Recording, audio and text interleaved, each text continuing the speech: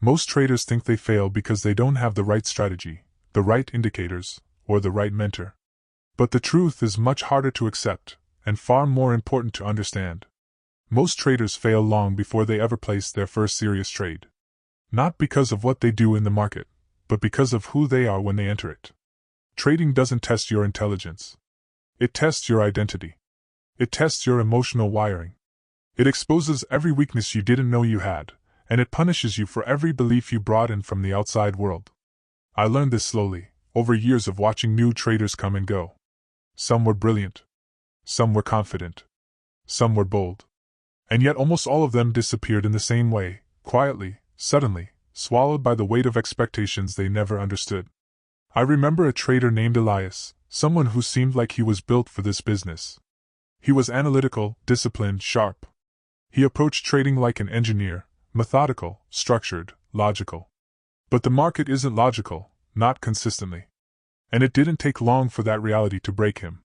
He had a need to be right. Not a preference, a need. Every loss felt like a personal attack. Every red candle became a reflection of failure, not probability. He wasn't trading the charts, he was trading his identity. And the market does not care who you think you are.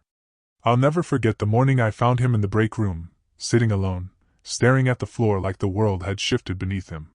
He looked up and said, "I'm trying so hard, Marcus. Harder than I've tried at anything. And the more I try, the worse I get." That moment changed me. Because that's when I realized something truly important. Hard work doesn't save you in trading, clarity does. Effort doesn't guarantee results, emotional control does. Intelligence doesn't protect you, humility does.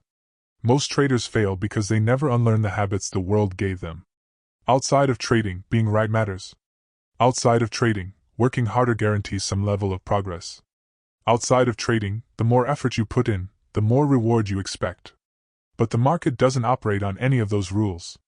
It doesn't reward effort. It doesn't care how long you studied. It doesn't care how badly you want to succeed.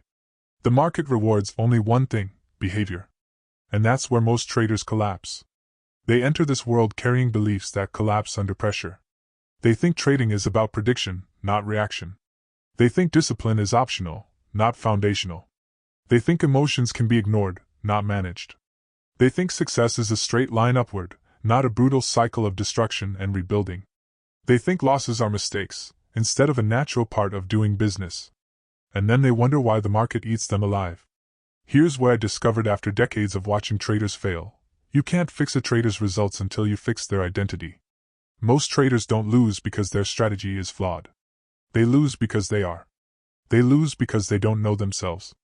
They lose because they allow fear, pride, ego, and impatience to speak louder than logic. Let me break it down. 1. Most traders fail because they think trading is about being right. It isn't. It's about managing what happens when you're wrong. 2. Most traders fail because they think effort equals reward. You can analyze for hours and still get blindsided in seconds. 3. Most traders fail because they don't know how they react to uncertainty. And uncertainty is the only constant in the market. 4. Most traders fail because they try to control outcomes instead of controlling themselves. You can't control a candle. You can only control your response to it. 5. Most traders fail because they carry expectations that don't belong in trading. Expectations of fairness, of progress, of consistency. Trading offers none of those things. A trader who survives isn't the one who knows the most, it's the one willing to strip away their illusions the fastest. To unlearn their need to be right. To unlearn their emotional habits. To unlearn their belief that success should feel good. To unlearn their desire to predict the future. So the real question isn't whether your strategy is good. It isn't whether your analysis is sharp. It isn't whether you're smart enough. The real question is, are you willing to unlearn who you were before trading? Because that's the only way to become who you need to be inside the market. Here's something important I want you to do right now, because it will reveal a lot about where you really stand. Comment below with one thing you've had to unlearn as a trader. It might be your fear, your impatience, your need to be right, your urge to predict, your revenge trading. Whatever it is, write it down. Because once you can name it, you can finally begin to master it.